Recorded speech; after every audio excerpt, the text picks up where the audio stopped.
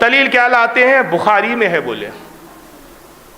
بخاری کے اندر موجود ہے کہ رسول اللہ کو زہر دے، حالانکہ بخاری میں زہر کی بات نہیں ہے، بخاری کی پوری حدیث بیان ہی نہیں کرتے کم وقت۔ آئیے صحیح بخاری اور صحیح مسلم میں حدیث ہے، کتاب الطب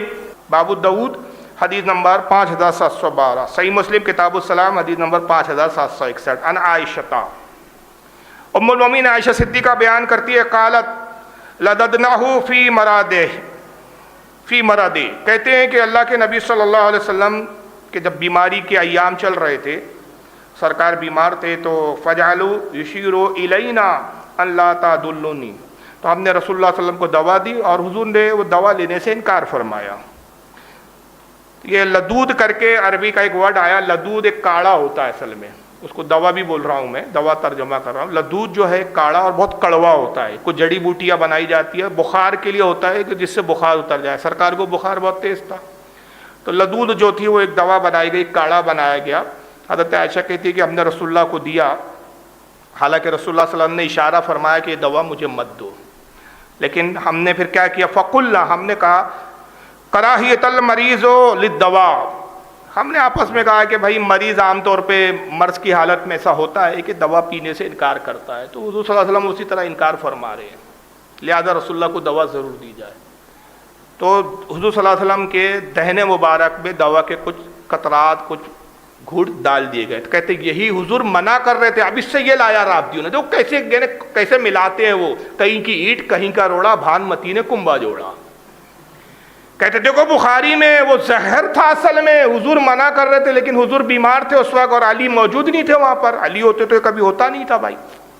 تو وہ زبردستی دوا دی گئی، دوا نہیں تھا وہ زہر تھا، حضور منع کر رہے تھے بار بار مت دو، اور وہ زبردستی منہ میں ڈال دیا گیا، اسی وجہ سے شہادت ہو گئی۔ بس اتنا ہی سنائیں گے اور باقی رک جائیں گے، حالانکہ بخاری کی وہ حدیث آگے ہے۔ آگے کیا ہے؟ فلما فاقہ، حضور صلی اللہ علیہ وسلم کو افاقہ ہوا، یعنی سرکار ایک طرح سے، میں یہ نہیں کہوں گا کہ بے ہوش ہو گئے تھے، مناسب نہیں ہے افاقہ، بس اب آپ سمجھے، میرے پاس کوئی دوسرا لفظ، کوئی لفظ ہے حضرت اس کے لیے؟ اور مسئلہ یہ ہے کہ ہمارے ہاں اردو سے تنگ دامنی ہے، دوسرے لفظ آپ کو سمجھانے کے لیے سوچنے پڑتے ہیں، تو بہرحال افاقہ ہوا، یعنی ایک طرح سے حضور صلی اللہ علیہ وسلم یعنی گفتگو کرنے میں کے مطلب مزاج آپ کا ہوا کہ اب گفتگو کریں، اب یہی سمجھانے کے لیے میں بول رہا ہوں۔ قال علم انحکم لا تدلنی، آقا صلی اللہ علیہ وسلم کو افاق ہوا اور آقا نے فرمایا کہ تم نے مجھے دوا کیوں پلائی، اور میں نے جبکہ دوا کے لیے تم سے منع کیا تھا، کیا میں نے تمہیں منع نہیں کیا تھا کہ دوا مجھے نہ دو؟ عرض کیا گیا قلنا کراہت المریض للدوا، ہم نے کہا کہ یا رسول اللہ عام طور پہ مریض دوا پینے سے انکار کرتا ہے، مریض نہیں چاہتا دوا پینا، تو ہم نے سوچا آپ کی بھی وہی کیفیت ہو، اس بنیاد پر جو ہے ہم نے آپ کی ممانعت پہ توجہ نہیں دی اور وہ دوا پلا دی۔ فقال لا يبقى في البيت احد الا لدو فانا انظر، کہا کہ جتنے لوگ اس وقت کمرے میں موجود ہیں سب کو وہ دوا پلائی جائے، وہی دوا جو مجھے پلایا ہے تم لوگوں نے، اور میں دیکھنا چاہتا ہوں تمہیں پیتے ہوئے، سب کو دوا پلائی جائے۔ الا العباس فانه لم يشهدوكم، سوائے میرے چچا عباس کو کہ میں جانتا ہوں کہ اس کام میں وہ شریک نہیں ہے تمہارے، عباس میرے چچا کو چھوڑ دیا جائے اور جتنے کمرے موجود ہیں سب کو دوا پلائی جائے۔ حضرت عائشہ فرماتی ہے کہ حضور کے حکموں پہ ہم بیمار نہیں بھی تھے، مگر ہم کو کڑوی دوا سب کو پلائی گئی اور ہم کو پینا پڑا۔ یہ روایت سے دیکھیے محبت پتہ چل رہی ہے نا، کہ اس عالم میں بھی رسول اللہ کس طرح کا مزہ فرما رہے ہیں اپنے ازواج سے، اپنے اصحاب سے، اور یہ مردود کو اس میں بھی زہر دیا کہ لگ رہا ہے، اس کو لگتا ہے کہ اس میں زہر دیا گیا ہے۔ سوال یہ پیدا ہوتا ہے، میں چند اس پہ اعتراض کر رہا ہوں، اس کے جواب ان سے چاہتا ہوں۔ اگر زہر دیا گیا تو راویہ تو خود حضرت عائشہ ہے، زہر دینے والا خود اقرار کریں گا کہ میں نے زہر دیا ہے؟ بھائی تم کہہ رہے ہو کہ حضرت عائشہ نے، ابو بکر، عمر نے زہر دیا، اور حدیث خود بیان کون کر رہی ہے؟